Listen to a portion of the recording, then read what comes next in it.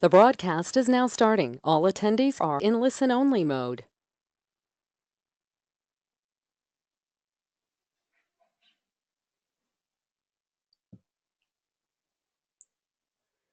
Hello, this is Michael Stumo. We're going to get started in just a moment. I'm going to wait a little bit yet to make sure we get whoever's coming in late can come in. So everybody's going to be on mute, including me, for another minute or so.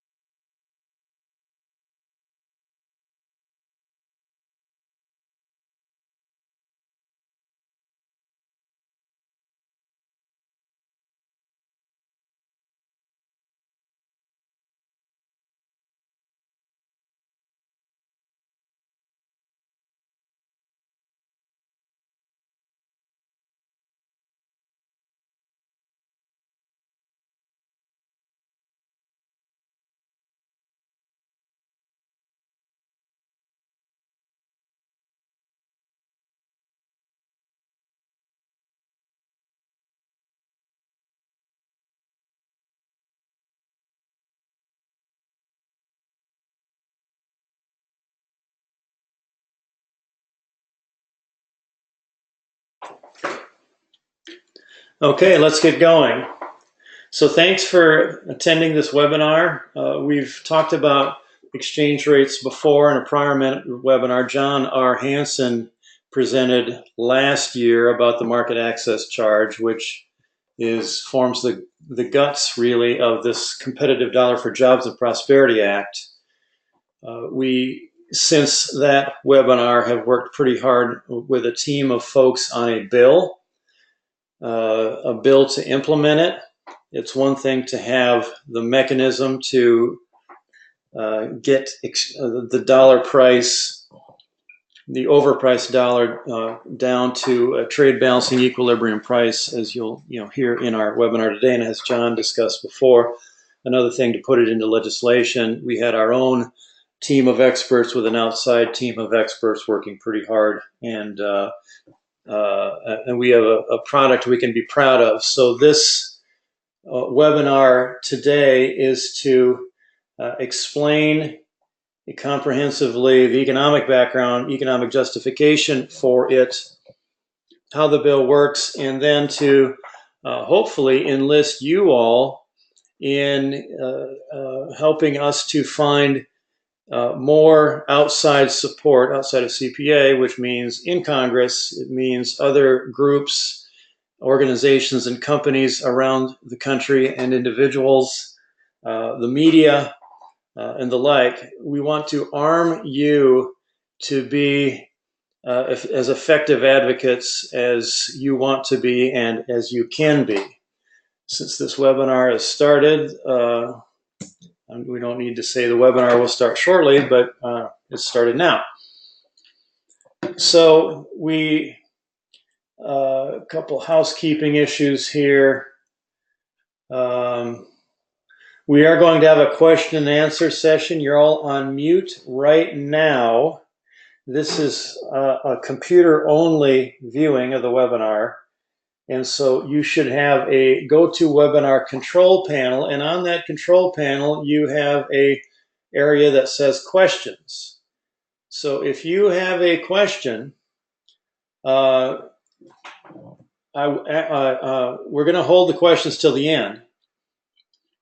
So you can either put them in the queue in writing during the webinar, we'll get to them in order, or at the end, you can just say, I have a question. I am able to see who says that, and then I will unmute you so you can ask your question orally. So that's what we're doing on the questions. So I'm going to, Jeff Ferry is going to provide the economic background and reason for being for the bill. and I'm going to go over the bill itself, how it works, and our advocacy tools and where we are on advocacy. So the overview that is very helpful, I find it very helpful when orienting most people who think incorrectly about trade dynamics. They say, tariffs are going to kill trade, or what's the role of exchange rates, trade agreements, industrial policy, and all the like. So the best way to think about it is, I think, in these three levels: the volume of global trade, how much trade volume, regardless of direction or composition in the world, is due to whether countries are growing or not. Whether you have tariffs or misaligned exchange rates or industrial policy and the like, it's the by far driving factor is whether economies are growing or not. The balance or imbalance of trade is largely an exchange rate issue, because exchange rates should have a connection with a trade balancing price. This is what the focus of our webinar will be. They do not have that connection for various reasons we can talk about, but in a way it doesn't matter, because the whole purpose of the bill is to build in that connection again. Very fundamental. Tariffs don't have a lot to do with balance of trade. And if you talk to most trade staffers in Congress, and if you talked to me 2 years ago, I wouldn't have believed it. They don't believe it. But that's basically what it is. You look at high and low tariff countries around the world, you will not find a relationship between trade surpluses and deficits. They just aren't. They're all over the map. Composition, and same with trade agreements. So that's multilateral balance of trade. Composition of trade is where tariffs come into play. So if you tariff steel, aluminum, intellectual property products, whatever, that will change the composition of trade. Other things will flow around, and the balance will remain about the same. Whether you have comparative advantage in something, then you'll tend to sell more of that. Your industrial strategies, subsidies, any technological advantages, trade agreements, that will affect the composition of trade. Probably bilateral imbalances, but not your overall multilateral imbalances. And again, most trade staffers don't understand that. If you understand this slide, you could make an entire, not only a course, but an actual degree program in trade and economics, and finally get it right. So we're going to focus on number 2, the balance and imbalance of trade and the exchange rate connection. And I'm going to turn it over to Jeff, and I've got to unmute Jeff, so let me do so.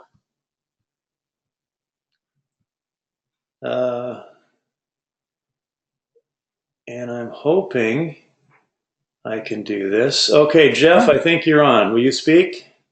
Hi, hello, Michael. Can you hear me? Can hear you now. Please go ahead. Okay, thank you very much.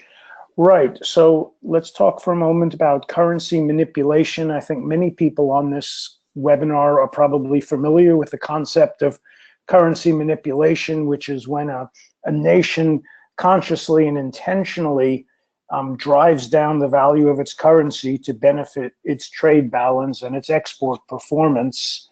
And in its latest manifestation, the law on currency manipulation specifies 3 criteria before a country can be judged by the US to be a manipulator. And those 3 criteria you can see on the slide: persistent one-way intervention by central banks, running a bilateral surplus of a significant size with the United States, in other words, we're in deficit and that country's in surplus with us, and running a multilateral or a global surplus with the entire world. And the point about that is, although a version of that law has been on the books for decades, the US has never, not once, found another country guilty of manipulation, although there are many examples of manipulation going back to Japan in the 1960s and for many years since then. But in fact, manipulation has become less significant of a factor these days, and the economists view the period from 2003 to 2013 as the period of rampant manipulation. Countries like China and Japan and others were aggressively manipulating. Now, there are still today minor countries manipulating. Joe Gagnon of the Peterson Institute recently published an article identifying 5 minor countries of being actively manipulating their currencies. But the point is, they have a minor impact on the U.S. trade balance, and this is no longer a major factor for us. So Michael, if you could move ahead to the next slide. I think what economists have come to see is much more important than manipulation in today's world is currency misalignment. And that's when a currency is valued wrongly regardless of the cause. And by wrong or right value, what we mean is the correct value for a currency is a value that generates current account balance, which is almost the same thing as trade balance. You can think of the two things as interchangeable. Just a few capital flows, short-term capital flows distinguish them. But for a currency to be its correct value, the current account should be at balance or trending towards balance in a reasonable amount of time, which I would think of as a couple of years.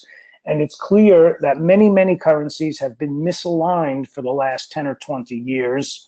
And perhaps even more, because so many countries, led of course by the United States, where we've had a trade deficit for 42 years and today have a huge trade deficit of $500 billion. So the currencies are misaligned because they're not putting the country into balance or even tending to make the country trend toward current account balance. And what you see on the slide is a quote, and I'll read it, and it's from a U.S. Treasury document that came out a month ago looking at the global currency picture. And it says, the global adjustment process has not worked effectively to promote a symmetric adjustment towards smaller imbalances in a manner that sustains rather than inhibits global growth. So misalignment is a big problem for the United States, the biggest cause of our huge and persistent trade deficit. And this bill and the MAC that it creates are aimed at fixing misalignment. If you could go to the next slide, please, Michael. As an example of the importance of currency values, Reagan acted in 1985 in the Plaza Accord. If you remember, or if you've read about it, the US dollar was grossly overvalued, and our trade was in a terrible position, and our economy was suffering.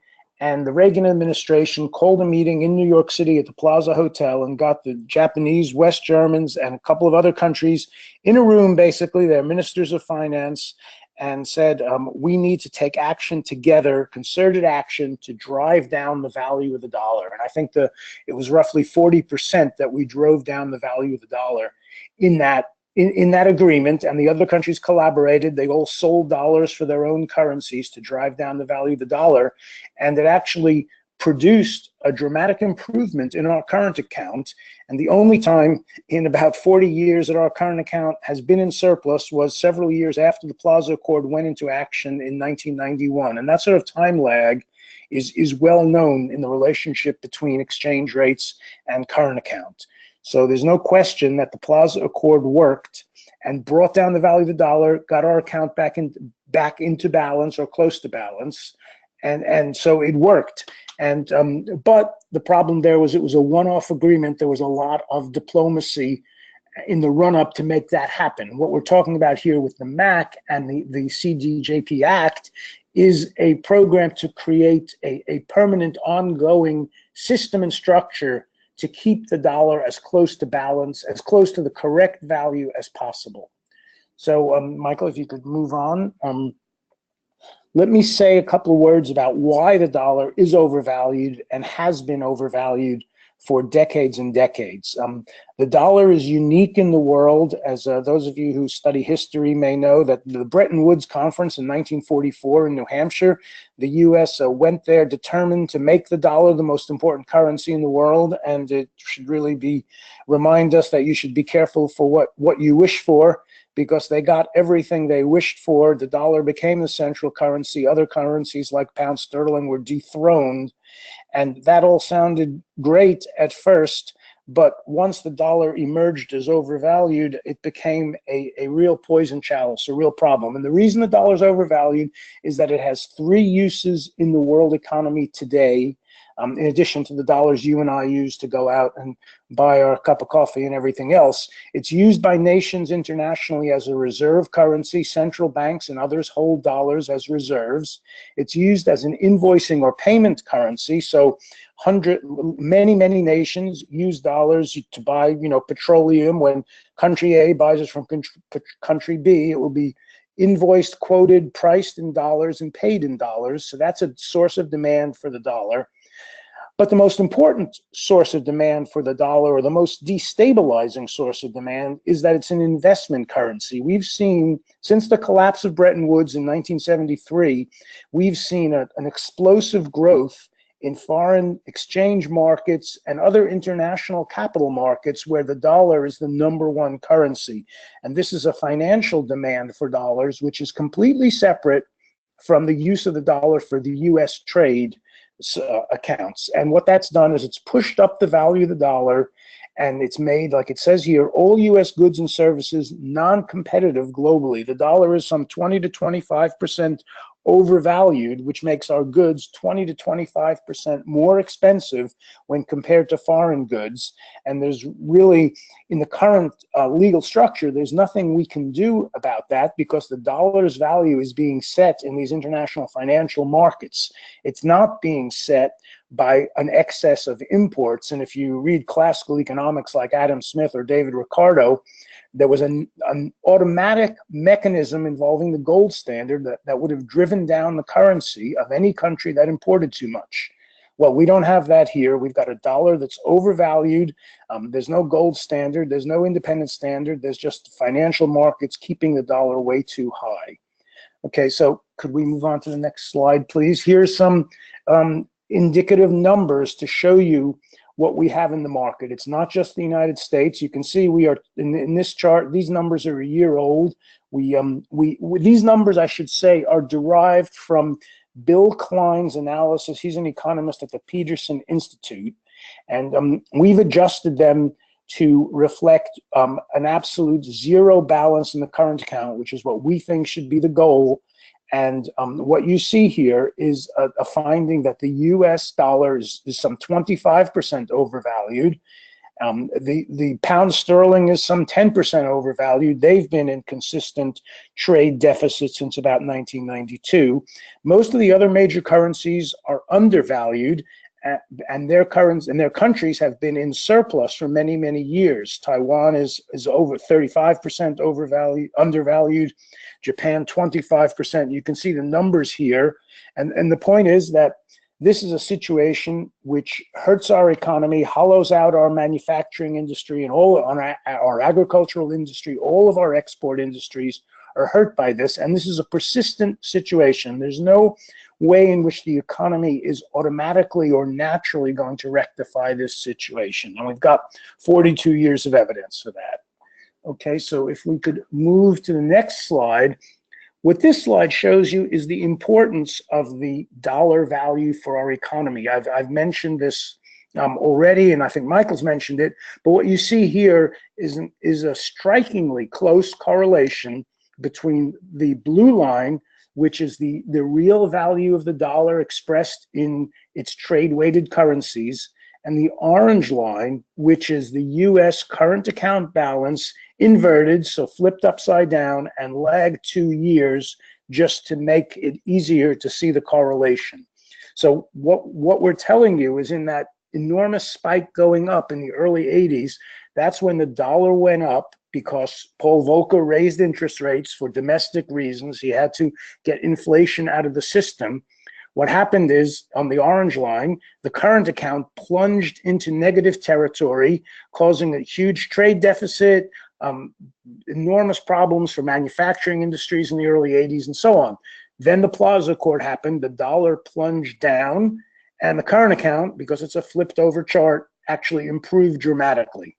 And you can see that carries on. You can see in the late 90s, 2000 period, the dollar went up again, current account plunged, and that's the period when really when our modern problems began, with seriously negative current account, and that's persisted to today. Now, sharp eyes in the audience will notice that the dollar has risen dramatically since 2015. So does that mean the current account is going to get back into balance? Well, it may mean that. We'll have to wait and see. But the dollar's, in fact, been quite erratic. As you probably noticed, and this is further evidence for why we're so concerned about the dollar and why we think the MAC is so essential. In the last few weeks, we've seen a series of financial crises. Argentina had a crisis a month ago. Last week, Turkey was in financial crisis with the lira over there collapsing. This week, Italy is the flavor of the week. Italy's having a political crisis. People are worried about the euro. Therefore, the dollar rises again. So that could mean that the current account could get worse again.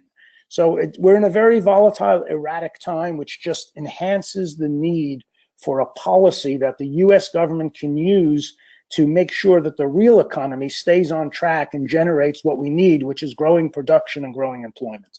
Okay, so if we could move to the next slide. So the MAC is, we believe, the answer. MAC stands for Market Access Charge. We think of it as a long missing exchange rate management tool to complement monetary and fiscal policy. We have those things, as you know. We've got the fiscal policy with the budget deficit, monetary policy with interest rates. We need an exchange rate tool to regulate the flow of dollars into and out of the country.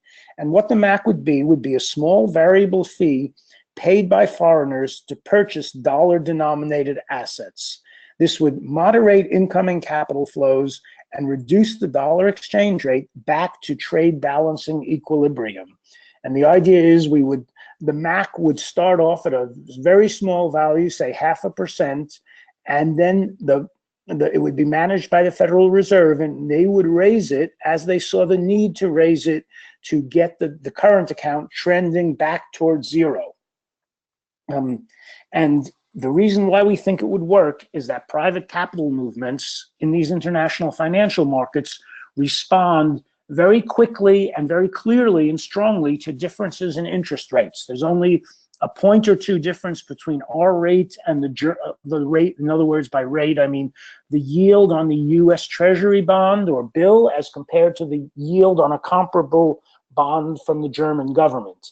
And changing the yield to a foreign investor on a dollar bond, we think is going to stimulate that investor to rethink investing in dollars, and he'll buy other currencies to a certain extent. The dollar will come down, and that will benefit the US economy. And if you'll go to the next slide, Michael, I'm going to talk a little bit about how we think it will benefit the US economy. As you probably know, the dollar exchange rate has the broadest influence of almost any variable in the world on the level of US production, because we have imports in so many sectors, and exports are very important too.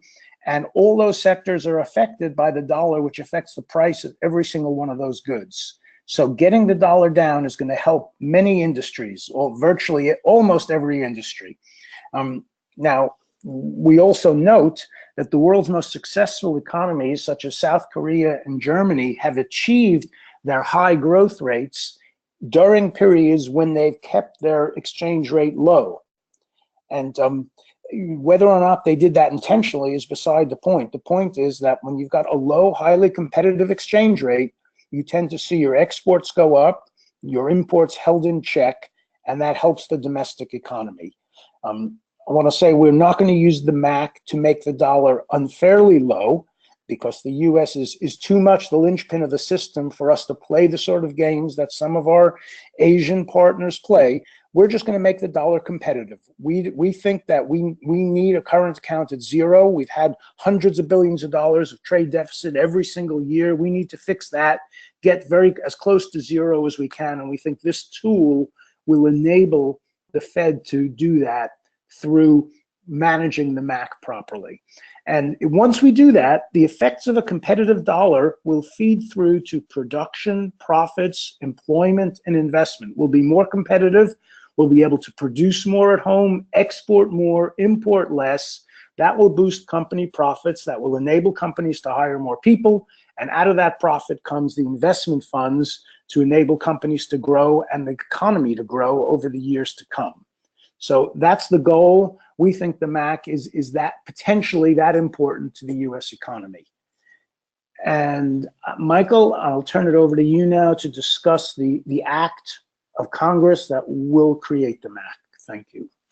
Thanks, Jeff. Great overview. I'm going to give an overview of the bill itself that we put together. We call it the competitive dollar. Now this hasn't been introduced, right? We're floating around Congress. We've drafted something. We think it's a very good product. We've had, probably 1,000 emails back and forth challenging each other on how to do this right. This is very new. Other countries have done something like this called a capital flow management tool, but they've never really done it right. It's always been, some sort of a response to a capital flow crisis, some economic crisis. This is going to be a stable part of the system, making the exchange rates do what they're supposed to do to create a balance in the world as a foundation that we can grow from and other countries can grow from. So this is the overview here. It's basically making a new Fed mandate. I'll talk in a moment why we chose the Fed, but the Fed would have a new mandate to achieve and then maintain a current account balance. Okay, so it would give the Fed tools.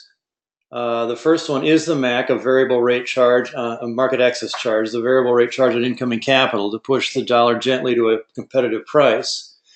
The second tool we won't talk so much about, but it's called countervailing currency intervention, because even as we push the dollar down, or as the market access charge would push the dollar down to competitive price, if some country intervenes to devalue their own country and skews the relation, rather than have the MAC push too hard to push the dollar even further because of that one country's bad action, countervailing currency intervention would be the Fed counter-intervening. So if China or Japan intervenes and buys dollars or dollar assets, the Fed would then counter-intervene to buy, yen or renminbi assets to neutralize their behavior or the result of their behavior. We figure you do that a couple times and it becomes clear it's futile.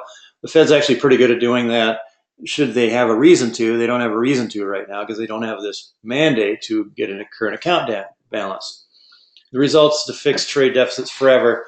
This is, in effect, a permanent Plaza Accord. This is very big. Okay, so what am I doing here? Okay, so the first point is the Fed is the one that after some debate, we thought that was the best place to have the government manage this issue. It's the third mandate. It is complementary to their, if you know about the existing, they have an existing dual mandate, which is stable prices, meaning low inflation, and full employment. And they use monetary policy. They manage the supply of money. They use tools such as the federal funds rate to manage the supply of money in the U.S., something called open market operations, quantitative easing, and the like. So we actually manage the supply of money domestically. We do this to ourselves. The MAC, or the market access charge, manages supply of money coming in from foreign sources, which can overwhelm, what we're trying to do otherwise. So we already do it to ourselves. We just don't do it to the incoming money, the incoming capital flows. So those incoming flows are moderated. They're not stopped, they're moderated. It's like a peak load charge. If there's excessive flows coming in, whether for whatever reason, it's like a peak load charge in electricity when you've got too many air conditioners running in Florida on a 100-degree day. You put a peak load charge, which is an incentive to use less air conditioning, less electricity. It doesn't stop electricity from being purchased and used. It slows it so it doesn't overwhelm the system. So it moderates these incoming flows, which would otherwise frustrate monetary or fiscal policy. So if the Fed raises rates because of domestic concerns, fears of inflation or the economy heating up or whatever, all of a sudden, boom, you've got someone flips, a bunch of computers flip a switch somewhere else in other countries and a bunch of capital flows in, chasing those higher interest rates. It drives the dollar up. like we saw, discussed in the chart before, and all of a sudden our goods and services become even more non-competitive overseas, which is something that was not in the Fed's model. It's not part of the system. And it can frustrate what they're trying to do. So it's a natural complement to monetary policy. You kind of start for me, I'm thinking about it, how could we not have this ever? So why the Fed? Why not Treasury? Why not an independent entity? Well, we thought, well, you create an independent entity. Who's going to create independent entities now? I mean, we don't think that's feasible. The Treasury Department, a couple reasons. One of our team has worked at the Fed and has worked at Treasury. Treasury is more political. So depending on the president or depending on the Treasury Secretary, could have different views. And we know with the currency manipulation standards that Jeff discussed before, if somebody like Robert Rubin says, I'm not going to name anyone a currency manipulator ever, despite the law, they just won't. So whether Trump's in or Hillary's in or Bernie or Biden or whoever, we don't want it to matter. So the Fed is, I put independent-ish here, and we think that's the best. They also have modeling expertise. They do modeling all the time. Treasury doesn't necessarily have this, and you've got to do some modeling because it's not like you can wait and see what happens. You put a certain MAC rate on now, and you see the result next week. It's a 2-year lag, so you're sort of driving, looking in the rearview mirror in a way. So you got a model to project out. Also, because the MAC works in concert with other monetary tools, if it would affect interest rates or inflation or something else, we've got briefing papers that show it probably won't, but in case it would, it's a natural tool. The Fed, if we were to put an upward pressure on interest rates, the Fed could then, lower the federal funds rate as a compensation mechanism or do something else. So still keeping those targets. So they're complementary. So the core duty, the Fed does not have that duty. The core duty, which is its third mandate, is to achieve and maintain a current account balance within 5 years. So you achieve it by 5 years. If you accept a 2-year lag, you're using the MAC to push down the dollar to competitive value within a 3-year period. You get the current account balance 2 years later in 5 years, and then you maintain it there. Now we're struggling with, we've got to create a standard because, there's not, this is changing the culture of those who think about, exchange rate policy and or a strong subset. So we don't want them to just screw it all up or ignore it. But there are, times when you could have a recession or you could have some craziness in the markets that you'd have to actually respond to. So we put in there that, they achieve that balance within 5 years. You can take into consideration minimizing disruptive effects on, output, employment, interest rates, asset markets, etc., in case something weird would come up that we don't anticipate. So you can, they can take those into consideration, but they may not adjust to non-crisis movements. In other words, if it's a 0.5% interest rate or this or that, we want to prioritize this core duty of a current account balance unless there's a crisis movement, but not for non-crisis movements. So if you take a look at the statute on the web page, which I'll show you later, you'll see that kind of a language, which is why we're trying to give flexibility, but not let them frustrate the whole thing if somebody has an ideological issue with it. And we think that the Fed basically follows the statutory orders it's given.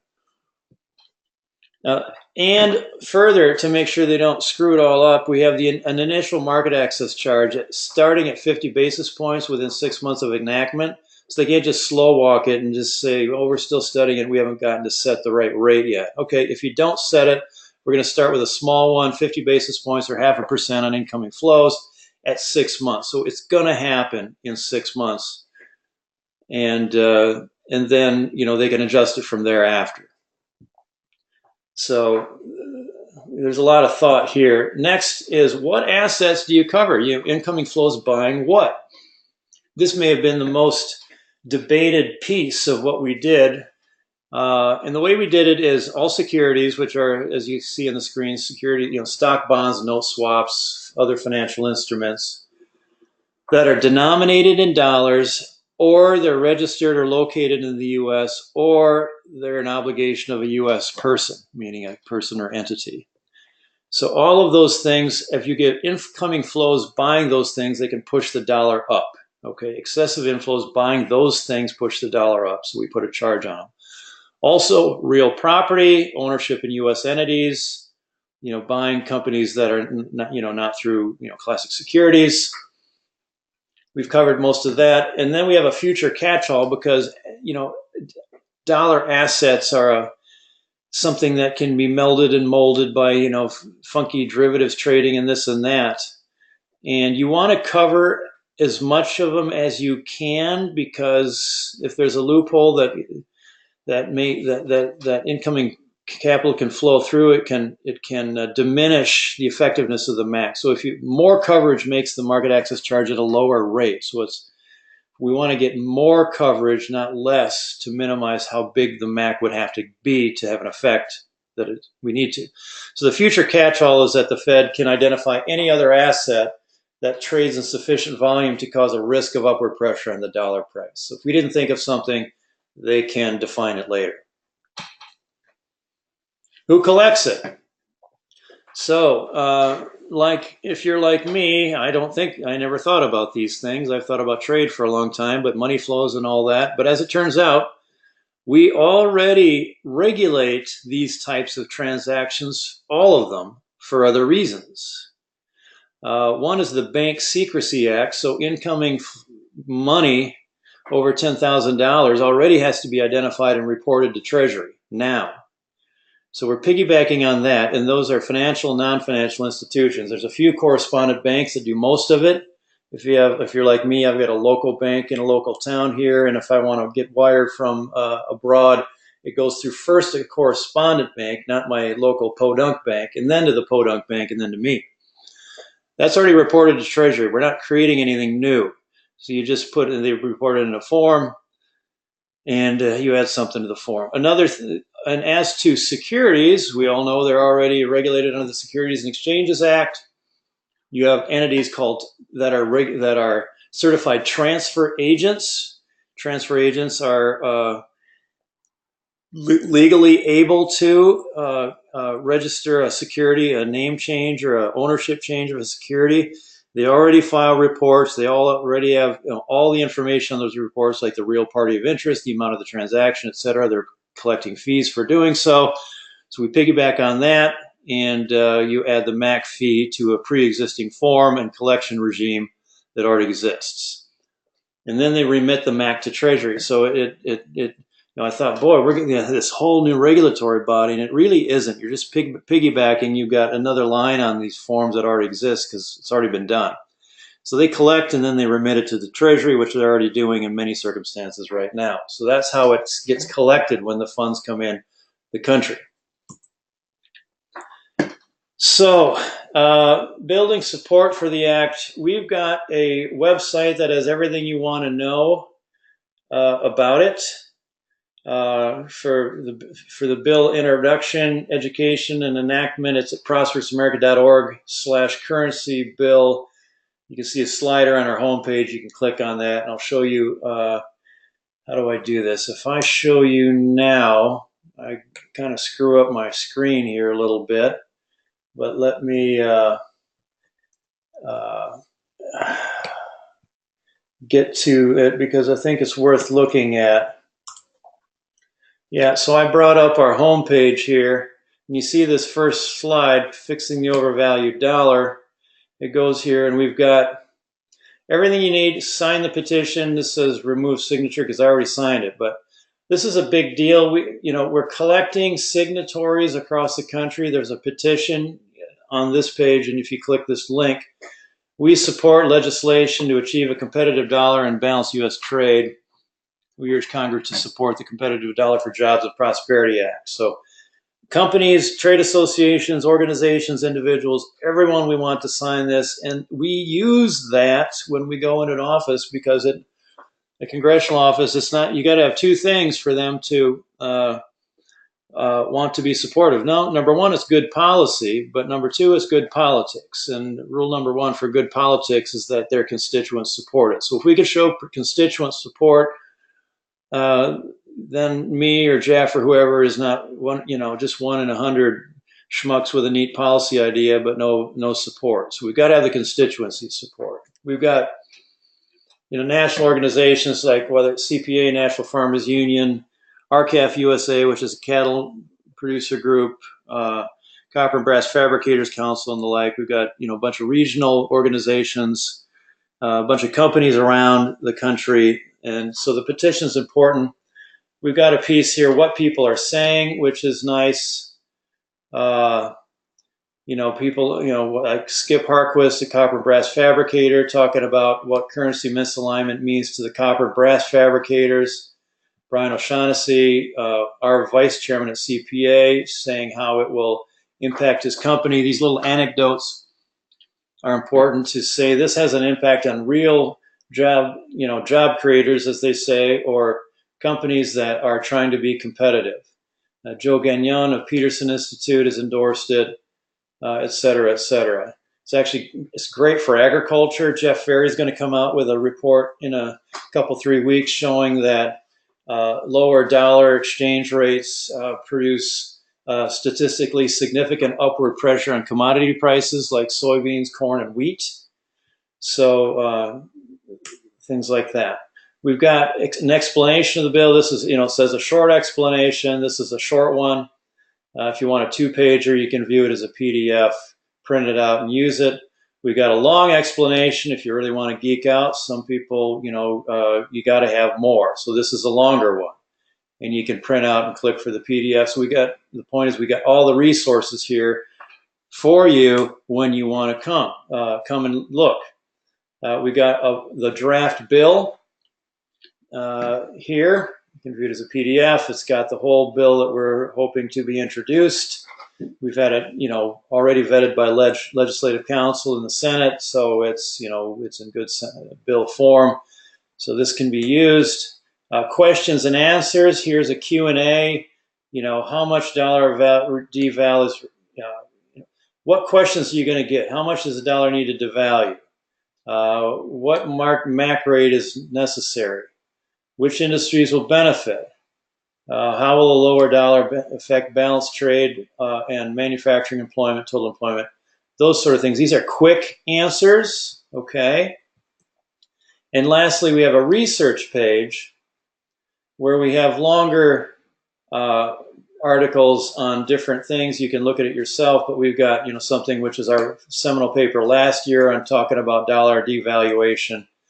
And we are now putting together with John Hanson, Jeff Ferry, a series of research notes. They're longer answers, like how much will the act devalue the dollar to achieve its goals? These are 2-page memos for longer explanation as staff or others start getting deeper into the weeds. And think about it. What will that impact be on interest rates? What's the lessons from other countries who have tried some form of capital flow management tools? So again, everything is in this hub, which you can get to from our homepage. So that's an important resource for you. Let's see here. Where am I? Get back here, go to the slideshow. All right. So on the government side, we've, socialized this in the government and Congress. We've had a lot of contacts. There's 140 members, staff that have been positive. Now, again, this is a big change, so it's not like they're going to say, hey, this is a great idea, let's go and let's do it now. Although I think Anita Dungy, who's on this call, had that experience with Congressman Katko in New York today. He said, I love it, let's do it.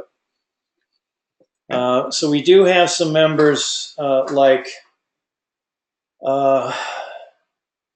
Rubio's office is seriously exploring it, likes the concept, agrees with it. A little bit of a hang up on some offices on the right and the left is that they have problems with how the Fed has done some things and they want to audit the Fed. And then they want to audit the Fed, but they're going to give them more power with this bill. It doesn't, how do we, sort of rationalize that? My initial response was say, fine, let's pass this bill and let's audit them too. And give the Fed a mandate to actually help our economy, but audit them too. Let's do it. Claudia Tenney out of upstate New York, again, Catco, Marcy Kaptur's office on the Dem side has been very positive. Tammy Baldwin, Senate Democrat, very positive. All of those are candidates for lead sponsors. Tim Ryan's office has been very positive. And then others are, well, this is very intriguing. And what's also intriguing is that even the congressmen who are squawking about tariffs, this is an intriguing thing to them because it just cuts ideologically different than the pro and anti-tariff. Okay, on the executive branch, we think but aren't positive that the Treasury Department still is in strong dollar mode. We love the strong dollar. We love the reserve currency status. Strong dollar is strong economy and a strong America. Rah, rah, us. But there's obviously pressure the other way too. So how they fall out, I don't know. But we have been socializing it with our contacts in the executive branch, saying, hey, we're doing this. Happy to answer questions. This is why we're doing it. Don't be surprised. And here at CPA, we've tried to be very supportive of the trade hawk side in the Trump administration. And while saying to them, as I gave the message to you, that tariffs, we like the tariffs. The tariffs are good for composition of trade, so we are not a natural resource colony for Asian industrial powers. But to get the composition of trade right, we need the tariffs. But to get the balance right, we've got to have exchange rates. And industrial strategy works a lot better with a fairly valued currency, and it's harder to work if you have an overvalued currency. Of course, it works fabulously if your currency is undervalued because your industrial policy can do all kinds of great things because all your goods and services are lower priced. Outside the Beltway, we're using petitions, the meetings. The petitions is important because we continuously collect signatures. The prior efforts for currency manipulation bill had an awful lot of support. We still haven't quite gotten all that support transferred over to this new currency bill. It's a different way of thinking between bad guy manipulation, which is something that needs to be fixed, to more generic systemic misalignment, which is the crucial fix. The steel industry was a big pusher in the manipulation years.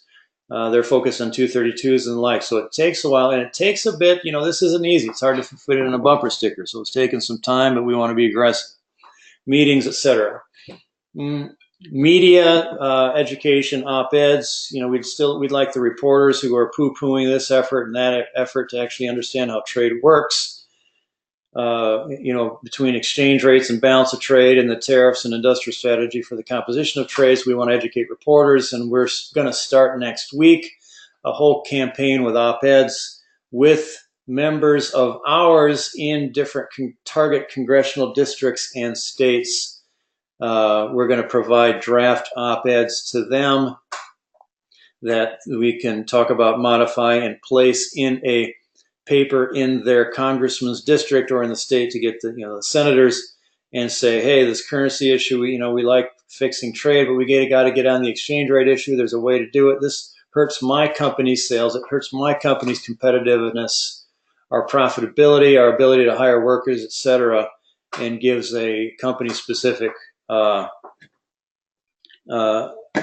narrative to it, which is different than just talking dry economics.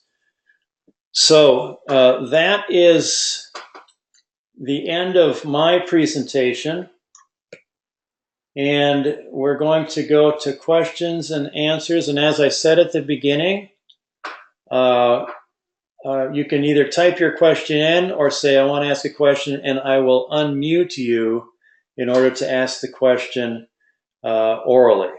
So I have 3 typed questions. First, One by Sarah Hall. Will we have access to this presentation so we can review it at our leisure? The question is yes. We can send out both the presentation and this webinar is being recorded, so you'll have the audio version on a YouTube video very soon. Next question by Charlie Bloom is, to which House committee would the bill be referred? Probably financial services in the House and banking in the Senate, because this regards the Fed, and those are the committees that deal with the Fed. Next question by Charlie is, let's see here. Are there particular Charlie Bloom, are there particular House and Senate races this year in which the bill could become a significant issue, for example, somewhere in Ohio?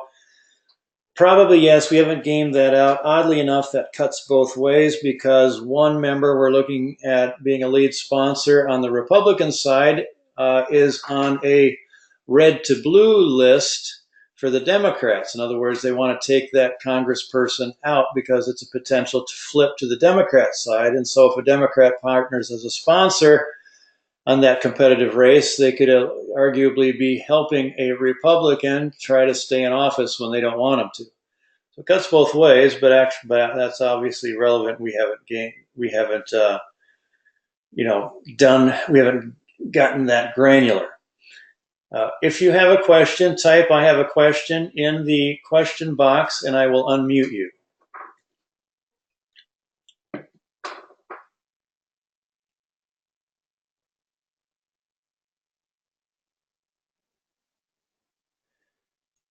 No other questions?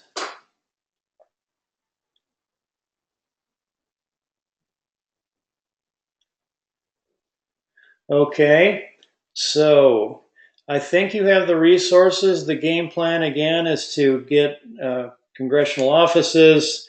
Well, really the first thing we need is as many organizations, companies, and individuals signing on the petition, and also doing your own evangelizing. The petition is something that we can bring into offices and say there is broad support, including support in your district. Okay, I see Ian Fletcher has a question.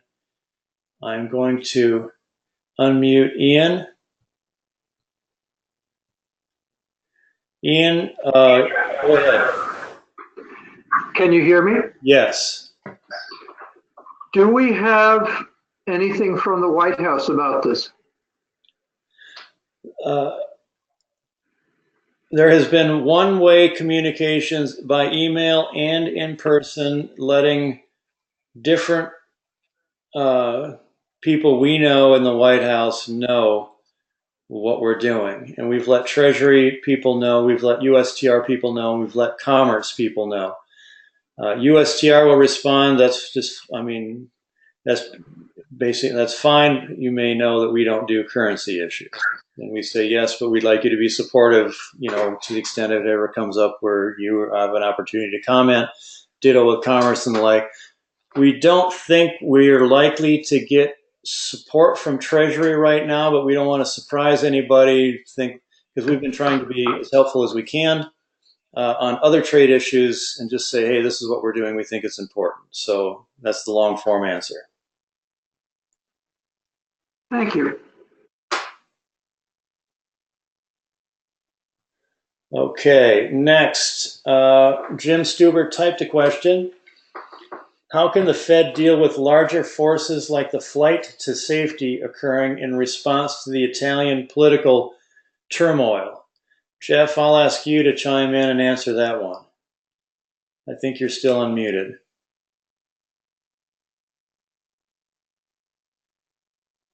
Right. Can you hear me now, Michael? Yes. Yes, I think that capital flight and volatility of the currency markets will always be with us.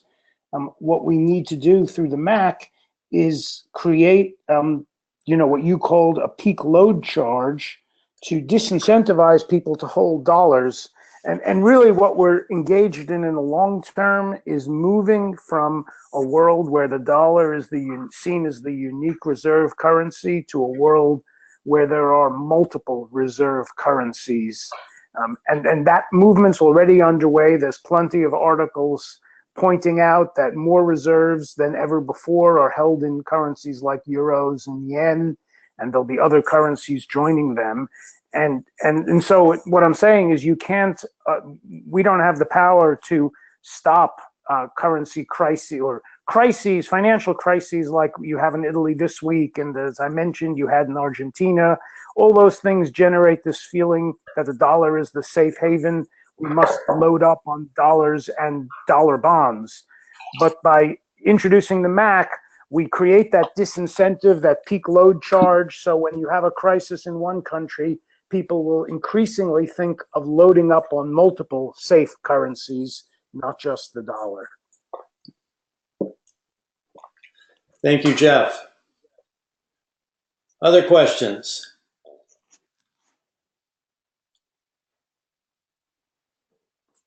Going once, twice. Okay. John Hanson provides another answer. The MAC reduces John Hanson says that the MAC reduces the risk of international crisis even developing. So he's supplementing Jeff's answer. Yep. And Charlie Bloom comments, this is a great way to get at Japanese undervaluation. We'll still have the point. Go ahead. Go ahead, Michael. Go ahead, Jeff, please. Well, I was going to say, and you mentioned it, but it's a point worth reiterating. I think that the problem with currency manipulation as a concept is it involves identifying somebody who's committed an evil act, and that gets you into the world of politics and of influence in the Congress and in the Treasury and everywhere else. What we're saying with the MAC is this is just misalignment. This is a systemic problem. Nobody is necessarily evil. It's a systemic problem, and it certainly affects the dollar-yen exchange rate. So without calling anybody a bad actor or evil, we've got a policy that will fix the dollar-yen rate as well as other dollar rates. And we see that as much less politically sensitive than the old manipulation concept. Right.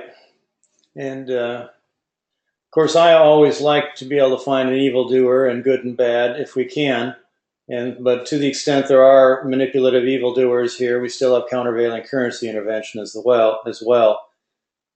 Sometimes I'll even say, hey, it's those darn foreigners driving the dollar up, making us non-competitive.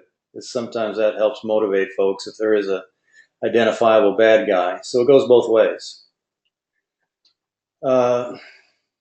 And actually, I'll be in Germany next week. Germany is this weird thing in the euro where the euro is undervalued as to Germany and it's overvalued as to Spain. It can't resolve. And I'll be in Berlin in 2 weeks accusing the Germans of being passive currency manipulators as I'm explaining Americans' new trade views to the Germans, and I'll be definitely getting a reaction on that. Charlie Bloom says, outsourcing intervention to the private sector, which is what Japan does, outsourcing intervention to the private sector is evil. Right not to call it out, essential that we fix it. So he's stating basically Japan incentivizes big funds of private money to buy dollars and push it up so the government itself doesn't have to do it. Other questions?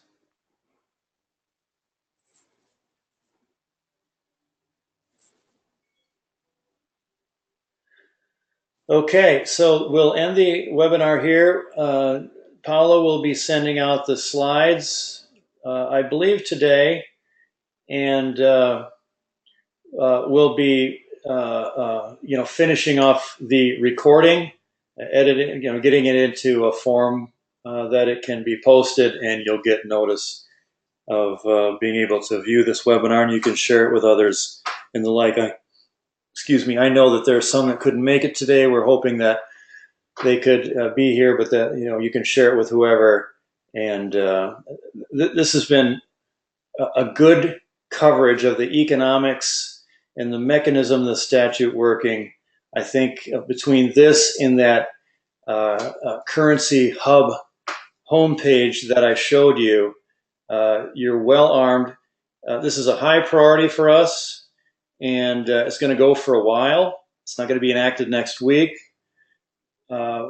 but it's a high priority for us. I'd encourage you to socialize it, to advocate it, and you will come up with questions as you get deeper and people are thinking about it. What about interest rates? What about inflation? What about this and that? Feel free to ask us. We're either developing answers because we heard a lot of questions, or we have developed them, but it's a high priority for us to get back to you so that you can properly evangelize this. Any meetings that you have where you have local manufacturers or agricultural producers, we're actually going to be putting a piece in a big agricultural magazine in the next 2 or 3 weeks about the effect of this bill that can be on agricultural producers.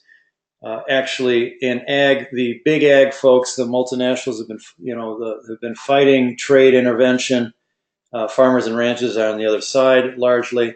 But with this bill and the fact that you get a competitive dollar and you push up commodity prices, you have a whole different set of support in agriculture. So we're going to get that in a future magazine as well. So I'm going to end the webinar now, and you'll get those resources coming up, and we'll be ready to respond at any time.